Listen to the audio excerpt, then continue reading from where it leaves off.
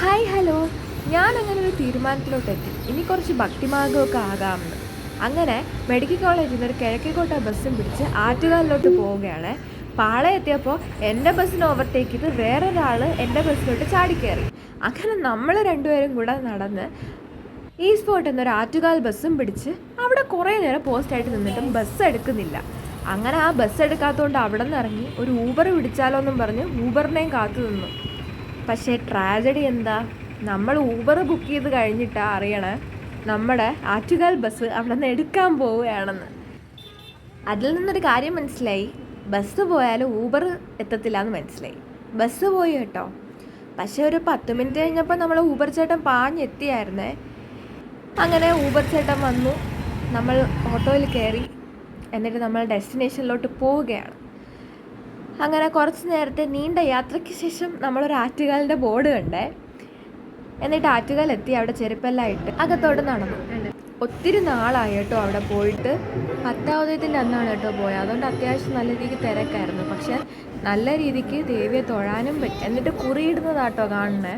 ഞാൻ ചുമന്ന കുറി തൊട്ടിട്ട് അവൾക്ക് തൊട്ട് കൊടുക്കാൻ പറഞ്ഞപ്പോഴാണ് അവൾ പറയുന്നത് വേണ്ട, എസ്തെറ്റിക്സിനെ ബാധിക്കുമെന്ന്. അങ്ങനെ അവളത് വേണ്ടാന്ന് പറഞ്ഞു പോയി. പിന്നെ ഞാനും പോയി. പിന്നെ നമ്മൾ അവിടെ നിന്ന് കുറച്ച് അവിടെ നിന്ന് കുറച്ച് ക്ലിപ്സ് എല്ലാം എടുത്ത് അങ്ങനെ പോയപ്പം തുലാഭാരമൊക്കെ നടക്കുന്നുണ്ടായിരുന്നേ. ഒത്തിരി കുഞ്ഞു വാവകളുണ്ടായിരുന്നു അവിടെ. എന്നിട്ട് ഫോണും അഡ്ജസ്റ്റ് ചെയ്ത് വച്ചിട്ട് സ്ഥിരം പരിപാടി അവിടെ നിന്ന് ഇങ്ങനെ ഓരോരോ കോക്കറിയൊക്കെ കാണിച്ചിട്ട് ഇറങ്ങിയപ്പോഴാണ് അവിടെ അരങ്ങേറ്റമൊക്കെ നടക്കുന്നുണ്ടായിരുന്നേ. ശരിക്കും കുഞ്ഞുങ്ങൾ അവിടെ അരങ്ങേറ്റത്തിനായി നിൽപ്പുണ്ടായിരുന്നു. അങ്ങനെ അവിടെ നിന്ന് നമ്മൾ നടന്ന് അവിടെ നിന്ന് ആ കാഴ്ചകളെല്ലാം കണ്ട് അവസാനം മനസ്സിൽ എനിക്കൊരാഗ്രഹം ഉണ്ടായിരുന്നു. അതിന് വേണ്ടിയിട്ട് നാരങ്ങ വിളക്ക് കത്തിക്കാനായിട്ട് അവിടോട്ട് പോയി.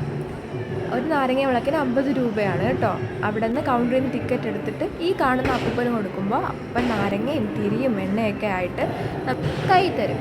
എന്നിട്ട് നമ്മുടെ മനസ്സിൽ എന്താഗ്രഹമാണോ അത് പ്രാർത്ഥിച്ച് ദേവിയെ നല്ല രീതിക്ക് പ്രാർത്ഥിച്ചിട്ട് വിളക്ക് കത്തിച്ചു കഴിഞ്ഞാൽ ആഗ്രഹം സാധിക്കും എന്നാണ് ഇവിടുത്തെ ഐതിഹ്യം.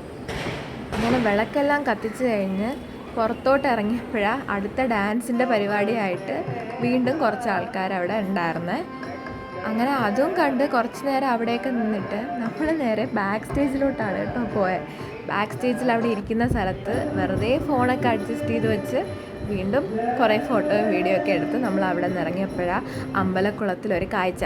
ഒരു ആമക്കുഞ്ഞ കറക്റ്റ് ആ സമയമായപ്പം വെള്ളത്തിലോട്ട് എടുത്ത് ചാടി. ശരിക്കും മീനൊക്കെ ഉണ്ടായിരുന്നേ അവിടെ.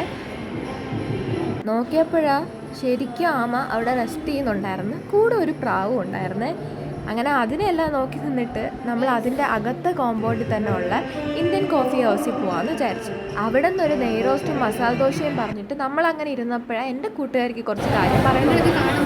ഇവരുടെ കണ്ടന്റ് എന്ന് പറഞ്ഞാൽ ചാനലുകളുടെ ആണെങ്കിൽ ഫേസ് അല്ല,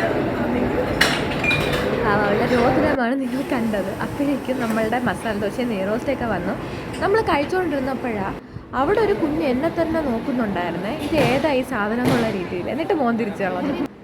പിന്നെ എൻ്റെ കൂട്ടുകാരെ സമ്മതിക്കേണ്ട ഒരു കാര്യമായിരുന്നു, ആ നട്ടുച്ച 11:30 സമയത്തും ആ ചൂടത്ത് കോഫി കുടിക്കാൻ കാണിച്ച ആ മനസ്സാരും കാണാതെ പോകരുത്. എന്നിട്ട് അവിടെ നിന്ന് ഇറങ്ങി നമ്മൾ അവിടെ അടുത്തുള്ള കടയിൽ തന്നെ പോയി ആറ്റുകാലത്ത് ഇവർ പടം വേണമെന്നുണ്ടായിരുന്നു, അതും വാങ്ങിച്ചു. വെളിയിറങ്ങി ഒരു ഓട്ടോയും പിടിച്ച് ഈ സ്പോട്ടിലോട്ട് ഇറങ്ങി.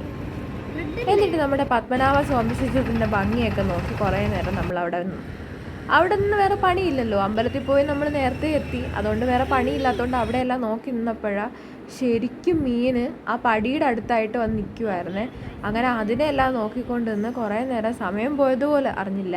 പക്ഷെ നല്ല രീതിക്ക് മുഖത്തും എല്ലാം നല്ല രീതിക്ക് ടാൻ അടിച്ച് ഒരു പരുവായതിനാൽ നമ്മൾ പിന്നെ കമ്മലയിടയിൽ കൂടെ കയറി. പെണ്ണുങ്ങൾക്ക് പിന്നെ കമ്മലെന്ന് വെച്ചാൽ ജീവനല്ലേ. അങ്ങനെ അതൊക്കെ നോക്കി ആവശ്യത്തിനുള്ളത് എടുത്തിട്ട് അവിടെ നിന്ന് ഇറങ്ങി ഒരു നാരങ്ങ വെള്ളവും കുടിച്ച് അവസാനം വെയിലും ചൂടൊന്നും സഹിക്കാൻ വയ്യാതെ ലാസ്റ്റ് നമ്മൾ എവിടെയാ ബസ് സ്റ്റോപ്പിലോട്ട് തന്നെ പോകാമെന്ന് വെച്ചു. അവൾക്ക് അവിടെ നിന്ന് ബനൂരിലോട്ട് പോകാനായിട്ട് ഒരു ഓട്ടോയും പിടിച്ച് അവൾ പോയി. ഞാൻ മെഡിക്കൽ കോളേജ് ബസ് കിട്ടിയപ്പോൾ ഞാൻ അതിലും കയറി. കുറച്ച് നേരം കഴിഞ്ഞപ്പോൾ എൻ്റെ ബസ് എടുത്തായിരുന്നേ. എന്നിട്ട് ട്രിവാൻഡ്രം ഒക്കെ ഇങ്ങനെ വെറുതെ കണ്ട് പോയി. എന്നിട്ട് മെഡിക്കൽ കോളേജ് എത്തി. അവിടെ നിന്ന് എൻ്റെ വീട്ടിലോട്ട് പോകേണ്ട ബസ്സും കയറി അങ്ങനെ വീട്ടിലോട്ട് പോയി. അപ്പോൾ വീഡിയോ ഇഷ്ടമായെങ്കിൽ സബ്സ്ക്രൈബ് ചെയ്യൂ, സന്തോഷിക്കൂ. അപ്പോൾ അത്രയേ ഉള്ളൂ. ബൈ.